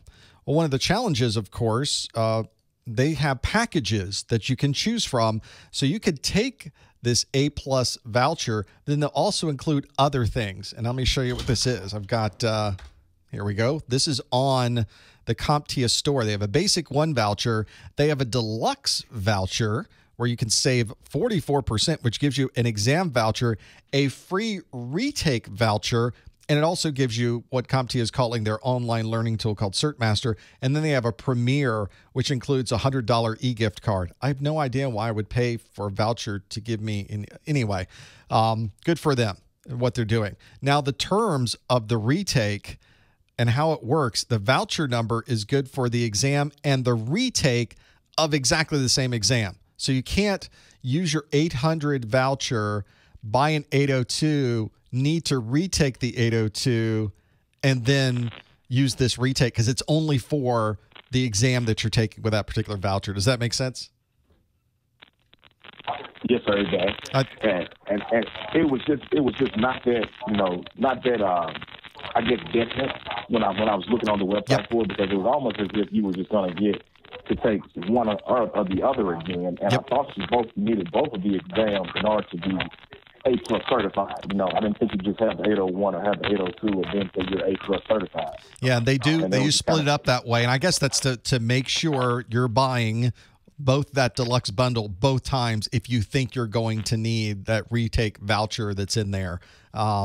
I guess that's kind of a sneaky way to do it, but that appears to be the way they do it. I don't sell their vouchers directly, so I don't get into that world, thankfully. But I think that's one thing to keep in mind anyway. Okay, well, I do appreciate it, Professor Messon. I'm going to continue watching everything. That was pretty much my only question that I had. Just wanted a little more clarification on that for someone I knew had a good background and knew exactly what's going on. And I appreciate it. Thank you for calling, and good luck with your exams. Appreciate everything. We'll continue watching, okay? Thank you, sir. Happy holidays. You too. Take care. There is something to also think about with these exam vouchers, because you can get exam vouchers directly from CompTIA. You can get exam vouchers from other third-party websites too. Some of them absolutely legitimate. Some of them not quite as legitimate, it seems. I've seen people buy vouchers on eBay that were okay, others that were not. So you do have to be careful about who you're going to for these vouchers. Make sure that you're going to a reputable site, that other people have used this site before, that you have a way to contact them if there's a problem, to get the right ones. If you're not buying directly from CompTIA, it's just another couple steps you really need to take to make sure. I saw your caller. You just dropped off. I apologize. We'll go to this next one here. I'm trying to get to you as fast as possible. The 757 area code. Are you there, caller? Yeah, how you doing? Hey, what's your name? Tony. Hey, Tony. Thanks for calling. I've taken the network study class twice, and I've taken A+ twice. But my question is, from the last A+ study class, study group, does your course notes still cover that from this one? Is this the one where you're referring to my monthly study group, or are you referring to the different versions of the A+ exam? No, the monthly one that I did, because I did one for November, and I did both the network, the Security Plus and the A+ for November, and I did the Security Plus for October. But I wanted to know the course notes that you did for the A+ study group for November. Are those still the same notes that you have in your course notes? Yeah. Now? They are. I don't make notes specific to the study group. I make the notes specific to the entire exam, because I obviously can't go through every possible topic that's on the exam in the 1 hour that we have set up for the study group. I think I only really get through at the top 7 or 8 questions every month. And that's not a lot of questions, but we try to go into them and grind them through and figure out why it was right and why it was wrong, and kind of go into detail with each one of these questions. But the course notes that I offer, that I sell for $10 a piece, they cover everything on the exam. So this week, for instance, people in the chat room, I'm watching you chat room, gave me some grief because we didn't talk about printers. That's fair. Yeah, we didn't go into printers. We just didn't have time to do printers today. But all the printer information is on the course notes. So I just take everything from all my videos on every single topic, and I've stuck them into the course notes. That way, whether we cover it on a monthly basis or not, it's still going to be in the course notes. I try to make it as if you were watching every single one of my videos and you were taking your own notes and you were taking all the pictures and all the graphs, and I stick them into the course notes. So that way you've got kind of a summary of every video, whether you watch the video or not, it's in the course notes. Well, because I'm actually today, when I finish this, I'm going to get the ones for the A+ and the Security Plus, because I'm taking both of them. Wow. Are you taking both at the same time, or are they both in the same No, time? I'm taking the A+ next week, and January 1st, I'm taking the Security Plus. Wow. Okay. You got a lot of reading to do. Yeah. I mean, I've been doing this for so long, but my job does actually require me to have these certs now. Yep. I understand. I've been there. I got to get it done. I've been doing this without a cert now for about 10 years. Okay. So a lot of this this is kind of what I got into. When I started looking at these certification exams, I was kind of in the same boat as you, where I had worked in the industry for years and years and years, but never really got a certification on anything. And I found that when I started reading about it, okay, I know that. Wait a second. I had no idea that's the way that worked. Are you running into the same thing as well? And yeah, it's exactly what's happening. So now what happens now is I got to actually, in order to advance in my job, I got to have both of these. So I'm going to do the 801, the 802, and then either January or February, I'm going to just take the Security Plus and be done with it. And then if they need me to do anything else, my main goal is actually to take your CCNA class. Nice. I think that's a good path to go on as well. The Security Plus, fortunately, it's sort of a combination of things. We've talked about A+ today, but when you get to doing your Security Plus, it's almost all reading. There's not any command line on it.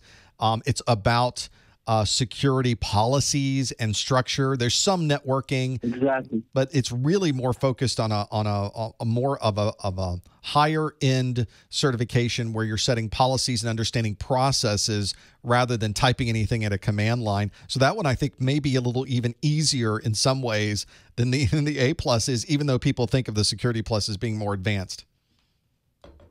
Well, see, the good thing is, a friend of mine recommended your site, and if I would have known about this sooner, I would have done it sooner. But now that I know, I've taken everything that I can. I really want to go through your boot camp with the CCNA, so I'm just going to get all this done and have fun with it. And I've actually enjoyed it because I found out some things I actually didn't know. This is what I found. Yep, exactly. Well, good luck with that process. Let us know how it goes. My course notes will cover all the things you need to know.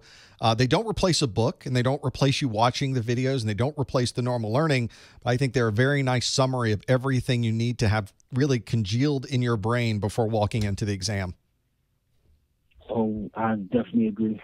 But I do thank you very much for what you're doing, because I know a lot of people who would not have passed this test without your videos already. That's great to hear. Thank you, Tony, and good luck with those exams, and please let me know how it goes. Almost definitely. Take care. Thanks so much. Bye-bye. There is so much information to learn. I can't believe he's going to go through all that content. But if you've been in the industry, I see this all the time out on Reddit and other places where people go, yeah, I just walked in. I didn't even study. I just walked into it. And they go, really? How'd you do that? I've been doing security for 15 years. Well, of course, but it's another scenario like Tony's where you need this minimum certification. Everybody has to have this minimum baseline. And some people think, well, that might be a bit of a waste, isn't it? But for a business, an organization to tell other people that everyone in their environment is at least at a particular level is a kind of a nice thing. I worked for a security company that had their own certification, and I was absolutely expected to get their highest end certification with every version that came out. I was telling a story, I think it was in the last study group with the Security Plus study group, where I sat for a 4-hour exam because I did the beta. So I don't really recommend that piece. Let's go back to the phones. We got the caller, a 480 area code again. Are you there, caller? Yes. Good afternoon, Professor. Good afternoon. Who's calling? What's your name? My name is Rajiv. Hey, Rajiv. Thanks for calling. Oh, thank you. Professor, I have one question. I mean, I'm a little bit confused about the recovery console. When I should use the fixed boot boot record fix boot and boot record fix MBR. Right, because there's two different places where those might be needed, correct? Yeah. So is your question, when do you use them and why would you use them? Is that effectively it? Yeah, where I should... Hello? Yes, I'm here. Okay. When I should use those two? Yep. When I should use the fix MBR and when I should use the fix boot. I saw you 3-4 times use this video, but still I'm a little bit confused about that. Actually, I couldn't understand that. So I agree. So let me pop open, and this might help a little bit. I agree. There's some room for really getting into more detail of it. And I'm going to try to find very quickly a video. I realize you won't see this on the phone, but I'm going to find a video that I did for my 902 course that's not quite online yet, that really goes into where these things work and how they operate. Because it seems like they're two very similar commands, but what is the MBR? And fix boot, bootrec fix boot fixes the boot sector. So why is there a difference? But effectively, we need to know what's the difference between the boot sector and the MBR, because those seem like two completely similar things, aren't they? But are they? So let's pull up this list that I have. I have a graphic that I actually pulled across from my older Linux Plus videos, but it applies just the same to these others as well. So let me, one moment, and I will pull up this piece and have it here. Let's see, troubleshooting the boot process. So let's have a look at this. This will help, I think, a little bit. And it goes into how we boot our systems and get things running. And it deals with this MBR, and it deals with a boot sector. So let's look at how a boot process happens with what we think about these days as a legacy BIOS. And if you look at my 900 series course, I separate out the legacy BIOS versus the UEFI BIOS. So there's differences between those two. But let's just look at how a legacy boot system starts up. The first thing that happens is the BIOS goes to the master boot record, the MBR. So when we rebuild the master boot record, it's rebuilding this very initial boot record that you'll find at the very beginning of a physical drive. But of course, on a physical drive, we can have different partitions, and those different partitions might have different operating systems in them, and each one of those different partition operating systems might have its own boot sector. So that's why we have two of those types of commands. Is one's going to rebuild the boot record, because as soon as the legacy BIOS hands it off to the master boot record, the boot record has a list of all of the different partitions on this computer and where those boot sectors might be. And so it says, okay, well, I'm going to start up that particular boot sector, which in turn, by the way, is also then going to start up the kernel of the operating system. So whenever we start looking at how are we going to do this, or what are we going to rebuild, that's what we're talking about. Now, there are some operating systems that don't need a boot sector. So you may see certain situations where you don't even bother with the boot sector. The master boot record goes directly to the operating system kernel for that to happen. So if I bring up on my course notes and let you see the difference between those two commands, here they are. So you've got these two commands that you were referring to. For Windows XP, it's fix MBR, but for Windows Vista, Windows 7, and Windows 8, it's bootrec/fix MBR. That's fixing that very first master boot record, and that master boot record affects everything that's on that particular physical drive. And then you've got those separate volumes, those separate partitions that are set up, and that's what the bootrec/fix boot does, is it goes to a particular boot sector for that particular partition and fixes that, or attempts to fix that piece. And that's why we have two commands to do that. And that's also why when there's some type of infection or malware or something that has corrupted these, it very often is corrupting both the MBR and the volume boot record as well. And that's why you often see commands that say, just run both of them, just to make sure you're covering the bases and that everything is fixed to start with. But you could do them individually as well. I see. Okay. And SFC.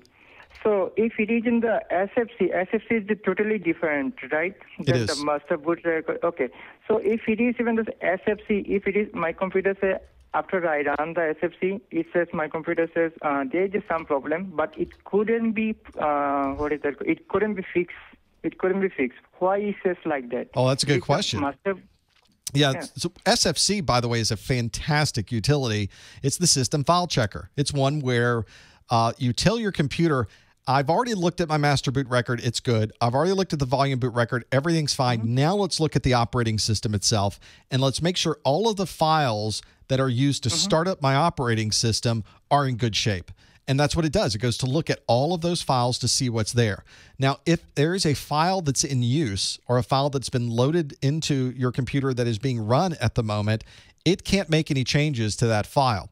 So if you're running SFC on the operating system that you're currently using, it's possible that it could find something that it would like to change, I see. but it won't be able to. So in those particular cases, it's best if you start up at the command prompt or at the Windows recovery console. So you would need to be able to start with some installation media and run NFC or run SFC on an operating system that's not currently running, and you'll have a better chance at repairing any files that it thinks might need to be fixed. I see. Okay, so so you think so this is the best?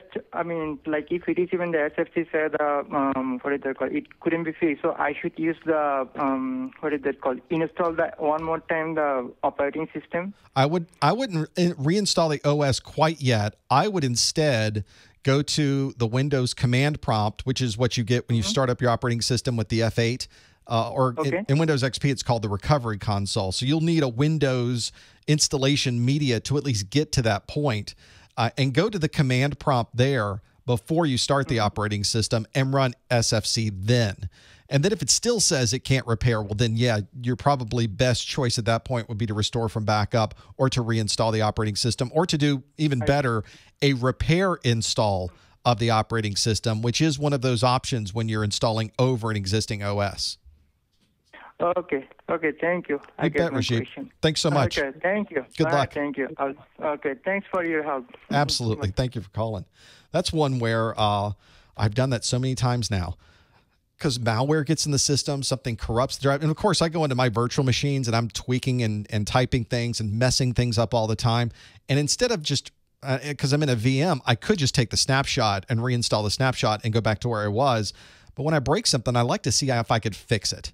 So that's one good way to go about doing that. Let's go to the 661 area code. Are you there? Caller, what's your name? Hi, sir. Hey, thanks for calling. What can we do for you? Hi, sir. How are you? I'm so good. Thanks for calling. Yeah, thank you. I have two questions for you. Hit me. Today, I study mutual professionalism and communication, okay? Okay. Have a lot of information for me, maybe a lot. But when I watch your video, it's similar and good for me. Can I take your video as a reference and leave the manual? This is the first question. The second question, I checked the CompTIA website before, and I didn't see the 801 as the term. It's finished in 31 December for another language. Because I live in Italy and I speak a good Italian. Can I take the both of these exams in Italian language? That's a good question. Normally when does the 13th of June? According to CompTIA's website, and I'm not associated at all with CompTIA. I'm not a CompTIA partner. I don't have any special relationship with CompTIA. So what I know, I get from their website as well, just like you do. So I don't have, just to let you know, I don't have any special insight.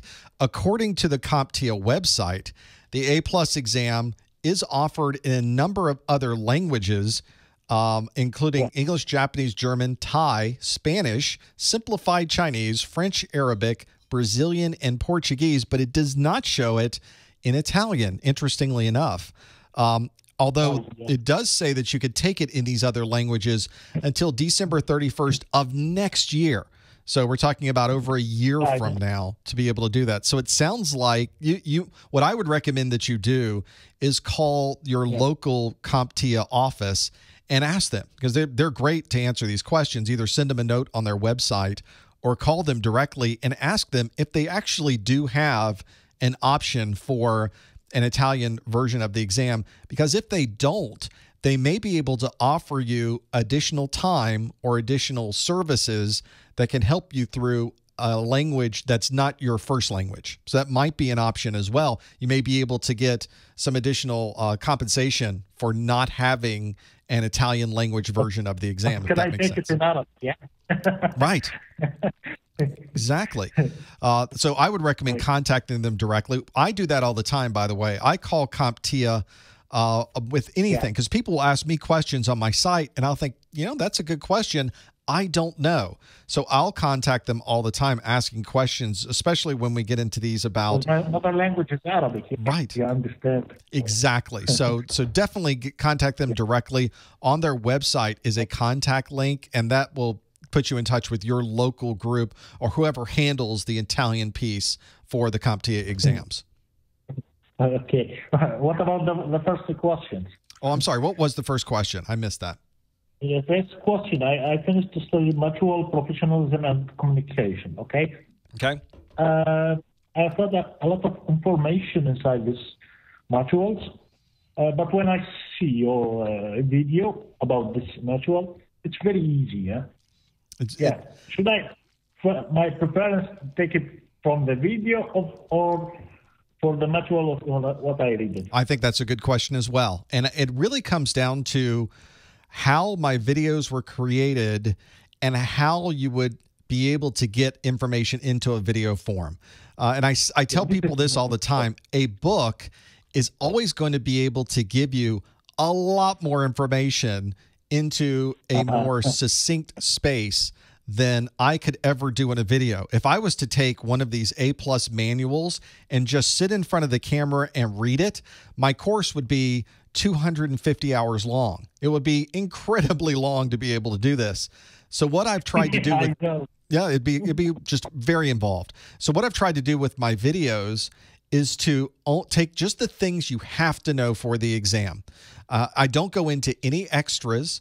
And trust me, we could spend hours just talking about motherboards, but I know there's only certain things that the exam is going to be looking for motherboards. And I'm not going to go outside the scope of that. And I really do try to make those videos to give you just the right amount of information without going above and beyond. A lot of books like to also give you additional information because it's good to know these things. It adds more background.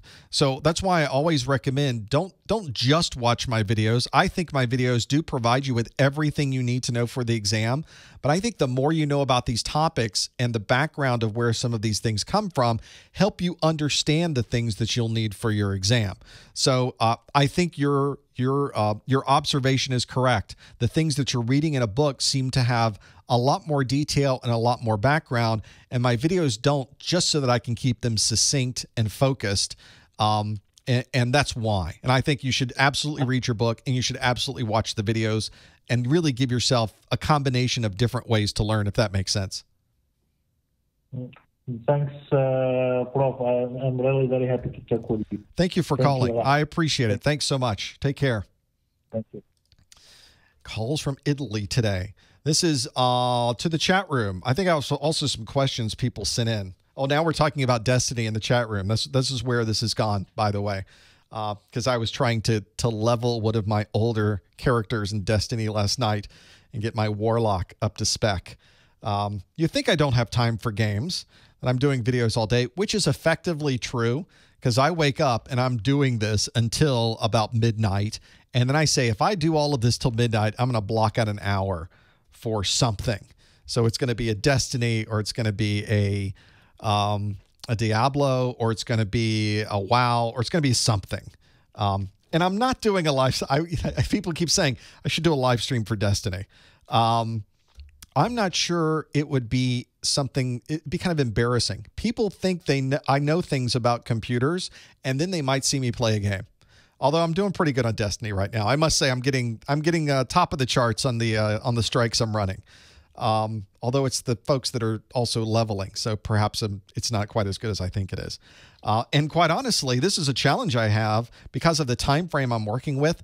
I rarely do any of the raids, and I'd love to be able to do some of the raids. So what I really should do is just have people add me on the Xbone, because that's what I run is the Xbox One, and add my gamer tag of Ed the Fish. So that's 3 words, Ed space the space fish. So just add me, you'll see me on, and you can drag me into something and have me limp along with you in one of the raids. And that way, and then you can laugh at me and make fun of me and call in next time to be able to do that.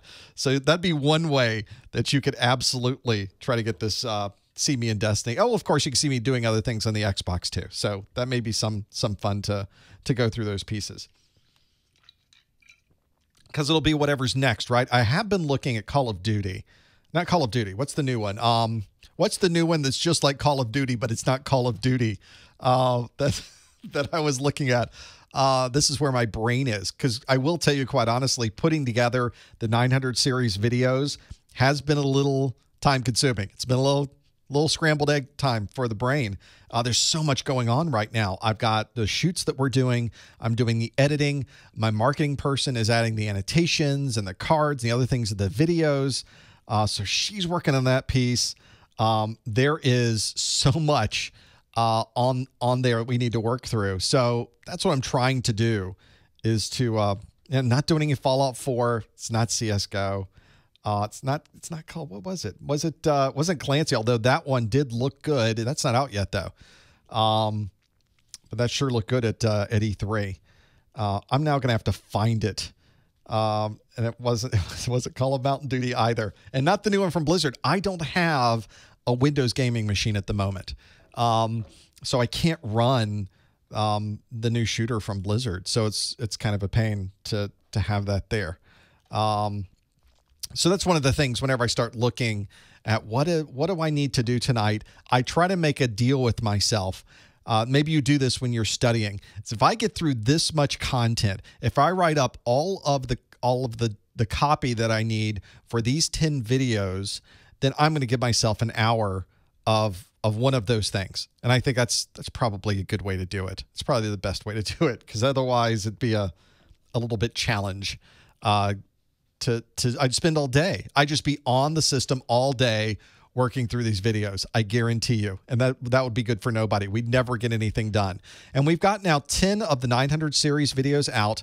I literally have 40 something videos uploaded, and I've just now gotten to the point where I could start working through and making those videos public. So once we're done today, I plan on getting on there. It was Call of Duty, Black Ops 3. You're right. So that's the one I was looking at. So once I get all of those videos, I think I've got all the copy done. I've got all the annotations done at the end, so you can move from video to video very easily.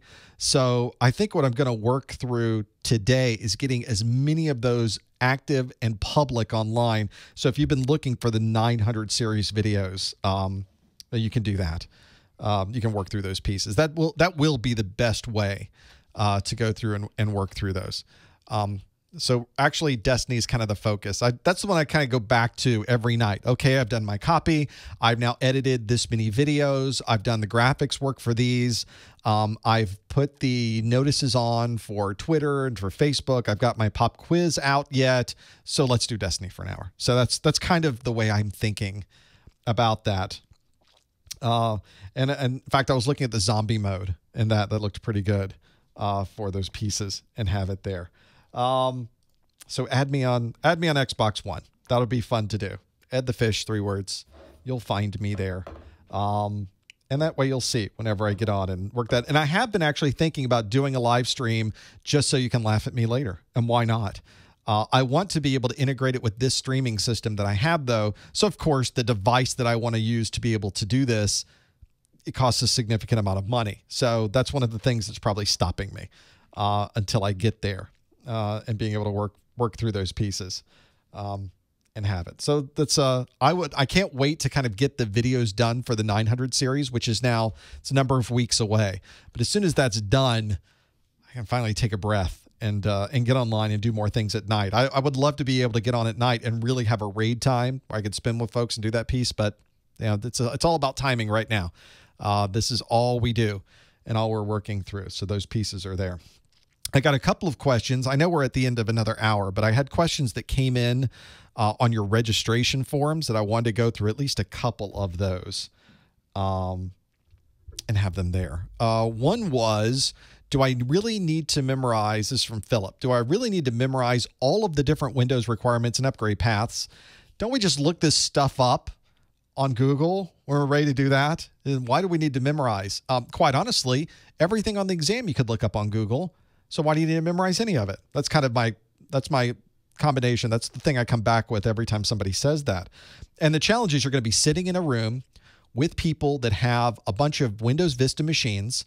It's a big project. They've not been able to upgrade because the software that they use was never upgraded to Windows 7 or to Windows 8 or to Windows 10. Maybe you're not going to 10 yet, but they want to go to Windows 7. You're in the room with them as the IT person, and you know what their infrastructure is like. They say, okay, we've got all these machines. They're kind of old. They got a gig of memory. This is the settings they have. We need to upgrade to Windows 7. Can we do that? Well, let me Google. Hold on. They're like, what do you mean Google? Don't you know this stuff? You should know this stuff. That's why. That's why you need to memorize these things, because now you need to think about, well, do we need to go to Windows 7? Could we go to Windows 8? Well, let me think about the minimum requirements for that. Yes, we can, or no, we can't. And that's why you need to be able to have these things right top of mind so that you can make those decisions in those situations, so that not everybody's waiting for you to come up with Googling a site that's going to give you the proper list. You just know these things. And quite honestly, once you start working with these, and you have projects like that, and you're going through the process, it becomes so much easier. I understand for the exam, it's a little arduous. You're memorizing things that you've never had to apply before, so it's difficult to memorize it. But once you start applying it in a real-world situation, it becomes much easier. I quite literally upgraded a Windows Vista machine about a month ago. That was my parents'. So old Windows laptop. It was running Vista. I wanted to put Windows 7 on it, and it was I had to think about, okay, what is the path to get to the Windows 7 version that I want to get to? What do I need to purchase? What licenses do I need to have? Does this machine have the proper configuration? And you do have to step through that and figure out those pieces. It can absolutely be a challenge to make that happen. And that's why we have to memorize the Windows requirements and the upgrade paths and the IP addressing details and all of those other things we have to know, because we do need to know that when we get into a situation where we have to do this on the exam or outside of the exam, really. Should I study for the 801 and the 802 separately or all together? I think separately is the way to go. And I recognize that there are some people out there that will say just do both at the same time because there's so much overlap. And I would say there's some overlap on the 801, 802. I wouldn't say there's so much overlap on the 801, 802. I would say study for the 801, take that exam first. Because what you learn on the 801, there's a troubleshooting section on the 802 where you need to learn how to troubleshoot what you learned on the 801. So don't take the 802 first because you can. Don't do that. Take the 801 first, then the 802, and do it in that order. If you've been in the business for a while, you've been working on computers for a while, you understand the operating systems, you understand the hardware, maybe that does make sense for you to take both simultaneously, but I don't think that's the norm. I think most people need to be able to do one first and the 802 second. On the 900 series exams, those exams really are standalone exams. You could study and take the 902 first and then take the 901 if you wanted to, because they really are designed to have their own troubleshooting sections, and there's very little overlap between those two exams. So even more than ever with the 900 series, you can take those individually, and they really are standalone exams in the way that they are structured, thankfully. I think it's about time we got that and had it available. How many Windows 8 commands are there in the 801, 802 test? Well, as you see from the exam objectives, 801 and 802 has 0 Windows 8 inside of it. It is Windows XP, Windows Vista, and Windows 7 CompTIA did not put Windows 8 in, and it never put Windows 8 in, thankfully, because everybody would have had to go back and do this. So if you're studying for the 801, 802, always download the objectives. Always look to see what's there. It tells you exactly what editions of Windows Vista, Windows 7, Windows XP you need to know for the 800 series to be able to work with those. For those just starting with A+, do I recommend the 901, 902 as well as the 801, 802 to be more prepared? We sort of talked to Steve about this earlier, and I talked about at the beginning of the study group, is that you only need to take one of these. And once you know it, once you have this information in your brain, you just keep updating it. You don't have to take the exams again. There are continuing education units that will ensure that you are learning and continuing to learn so that 3 years down the line, you can renew the certification and have it there. So you should focus on one. Pick one. Take the 800 series or take the 900 series. There's no reason to take both. Find the ones you like the most. I think that's the best way to do it, and have it there. Wow, somebody asking in the chat room is talking about dot matrix and letter quality, draft quality, near letter quality. Wow, that's going way back with the proprietary functionality of dot matrix printers. And it does depend. You will not need to know that level of detail for the CompTIA exam. Those types of quality settings are something proprietary to the dot matrix printer that you're using. And obviously, these days you don't need to know that level of detail for these. In fact, I was thinking the other day, because people say all the time, why do we have to know impact printers, dot matrix printers? Nobody uses those anymore. And of course, I think about this every time I see one, because I see them all the time. If you go to an airport, before the pilot gets on the plane, everything he needs to know is being printed out on a dot matrix printer, ripped off and handed to him. If you get a rental car, at the rental car station, a lot of these rental car places are still using dot matrix printers because they're printing on multiple versions of a contract, and it's able to do that. And I thought of another one the other day. If you go buy a car, and they print out the contract for the car, and it's this enormous 6-foot-long contract that you're signing 8 times. They have dot matrix printers they use to send those contracts through and print out everything. They're used everywhere. I just don't even know why someone would do that and think they're not out there. They're everywhere. Companies are still making these dot matrix printers. They're very niche. I will grant you that, but they still are being used. And I often joke that our entire economy would come to a complete stop if we got rid of dot matrix printers, because we wouldn't be able to fly a plane. I would not be able to rent a car. Would not be able to buy a car. We wouldn't be able to do anything. So at the post office, see, they're everywhere. You see them everywhere. They're never going to. Auto parts stores. Yes, I have seen those in auto parts stores. You're right. So I've seen them there as well. I have a feeling there's not a real requirement. I think they just wanted a cheap printer. And they are an inexpensive way to print. So maybe that's why they're there. You do not need to know anything about quality of the printout, near letter quality. No, you don't need to know any of that. It's all proprietary. It's not standardized. It doesn't matter. Am I sure there are no answers? I am sure there are no answers. There are just no answers. So there you go. It's just how it is. You don't need to know about that. You could probably find one of these dot matrix printer manuals, and they'll go through the details of higher quality, near letter quality, that type of thing. Unnecessary for your A+ certification. Completely irrelevant. You do not need to worry about those things because they are proprietary and they're different between different manufacturers. So that is what that's about. That's for carbon copies at the auto parts store. That makes perfect sense. Okay, well, that brings us to the end, I think, of my voice, which brings us to the end of another study group. I want to thank everyone. It is a hot chocolate day. For those asking, in my Contigo, and the reason I use this still has hot chocolate in it. And you can just hold these upside down. They don't leak at all. So if you have an environment like this one, you do not want to spill anything on any of this equipment, which is very easy to do. I've already pushed it over 3 or 4 times during the study group, so don't do that. That's why I use the Contigo. They're not a sponsor. I just love their product. So that's what's going on with that. I want to thank everybody for joining me. Thanks for showing up for the study group and the questions and the chat room. You guys are great. I could not do it without you.